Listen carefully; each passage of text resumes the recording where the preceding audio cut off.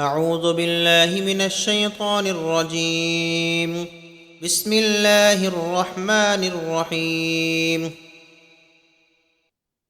كتب عليكم إذا حضر أحدكم الموت إن ترك خيرا الوصية للوالدين والأقربين بالمعروف حقا على المتقين فمن بدله بعدما سمعه فإنما إثمه على الذين يبدلونه إن الله سميع عليم فمن خاف من موص جنفا أو إثما فأصلح بينهم فلا إثم عليه إن الله غفور رحيم يا أيها الذين آمنوا كتب عليكم الصيام كما كتب على الذين من قبلكم لعلكم تتقون أياما معدودات فمن كان منكم مريضا أو على سفر فعدة من أيام أخر وعلى الذين يطيقونه فدية طعام مسكين فمن تطوع خيرا فهو خير له وأن تصوموا خير لكم إن كنتم تعلمون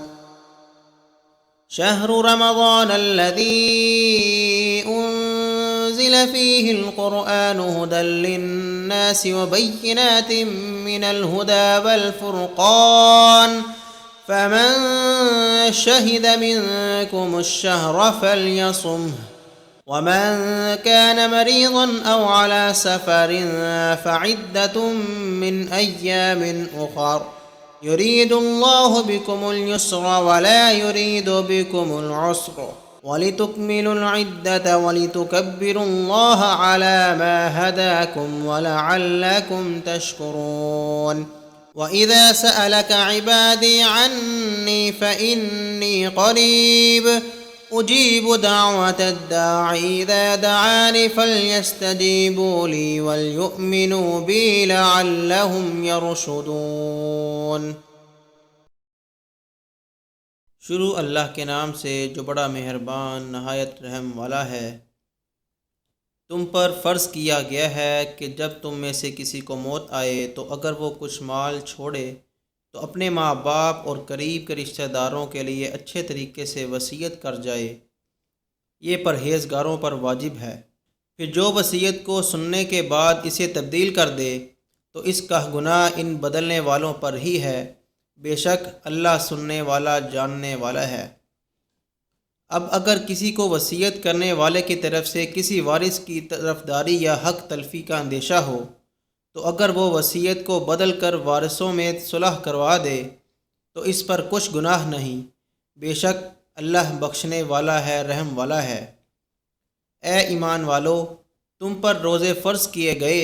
جیسے تم سے پہلے لوگوں پر فرض کیے گئے تھے تاکہ تم پرہیزگار بن جاؤ۔